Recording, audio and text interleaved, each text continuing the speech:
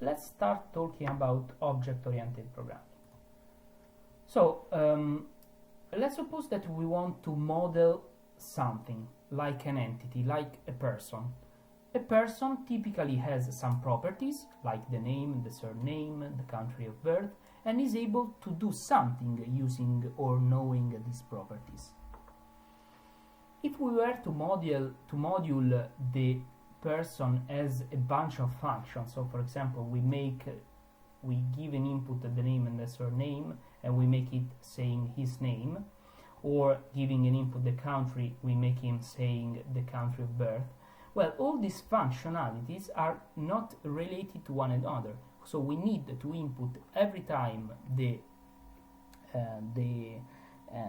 inputs, the data required to make these functions works. So there is no logical consistency between name, surname, country, and also the actions of saying the name or saying the country. In the same way, we can compute, giving a birthday in input, we can compute the age, or we can compute the time to the next birthday. Well, the idea is that there is no guarantee that my name, my surname, my birthday, my age belong to the same person. So these are just variables that in our head belong to the same person, but Python is not informed of this. This translates in the fact that in order to compute the birthday of our person, we need to explicitly provide any additional information. So if we wanted to actually to print the birthday of Gabriele, we should have input in the time to birthday as well as the name Gabriele. Otherwise, this function wouldn't be aware of the fact that this birthday refers to Gabriele. Okay? So there is the need of internal consistency or coordination between data and functions that use the data. So classes comes to the rescue. Classes are a way of grouping together related data and functions which act upon the data. They define an abstract or logical model according to which data should work with the functions that use the data. For example, we can define name, surname, and country as attributes, so as property of a person, of the concept of the person. And we can define the say your name, say country, compute age, and time to birthday as functions that work on the attributes of the persons. But this function, if they work on the attribute of the person, are aware that they are working on data that are related on one another. So they know that they are working on data belonging to the same entity. In this case, the person entity. So, classes in Python are defined using a class keyword, name of the class, and then a colon, and then indenting all the piece of code under the class,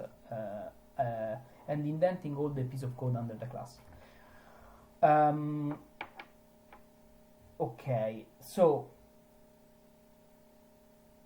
once we start making concrete examples of a person, we say that we are instantiating objects of the class person.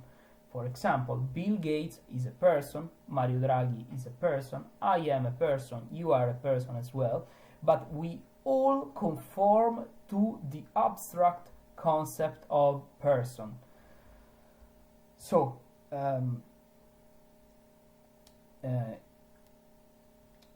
when we define concrete examples, we say that we are instantiating object of a person class. For example, here is what we do. I instantiate the class person and assigning the corresponding instance to a variable gab, which is then an object of class person. When you create an instance, there is a special method init, this method here, which is called to make the initialization of the attributes of the class. The attributes are the data which define the underlying properties of the class. So, for example, the name, the surname, the country, the birth date, and the age. These attributes are initialized by the parameters that the init method takes.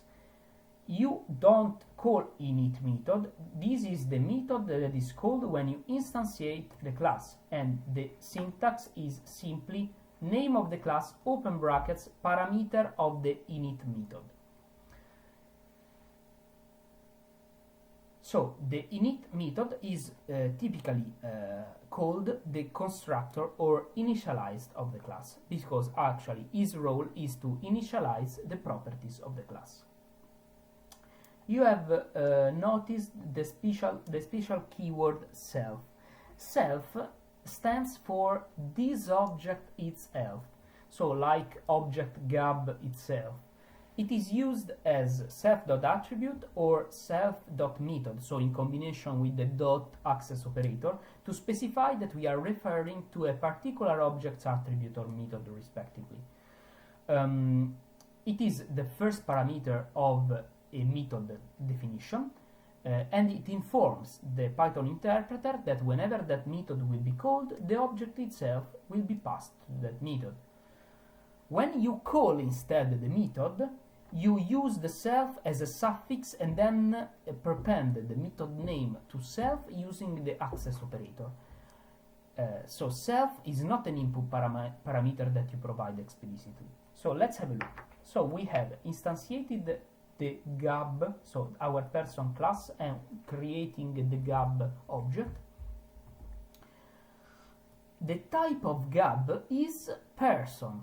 Indeed, classes are actually user-defined data type. They can be seen in this way, as well as x and y could be different instances of floats, for example. Gab is a particular instance of the person data type. In this regard, it inherits the property of having a type. Indeed, if we call the type function on an object, it returns the corresponding data type. In this case, person. Person because gab is an object of person class. If we want to access to the attributes that unequivocally refer to the object gab, you use the object name dot the attribute name. The name, surname, or if you want to compute actions with this object, so to do some tasks, you call, prepending to the object name, the name of the method that you want to call. And this is the same for all the methods. So the take-home message here is that classes provide a logical schema that coordinates between data, that is attributes, and functions, methods that work on those data, allowing them to work together. Once we have instantiated an object like gab, we don't need to provide data explicitly to its method to call them, because thanks to the self keyword, that method already knows that he is gonna work with the particular attributes of that object. So for example, he's gonna work with gab name or gab surname, and not the name or surname of somebody else. Okay? For example, if we were to instantiate another object, for example Bill, for Bill Gates, this is gonna be another person object, and of course, but he is gonna have his he's gonna share with the Gab object the kind of type. This is the same way in which if you define two different floats variables, they share the type, they both are float. In the same way, as well as Gab is a person, also Bill is a person.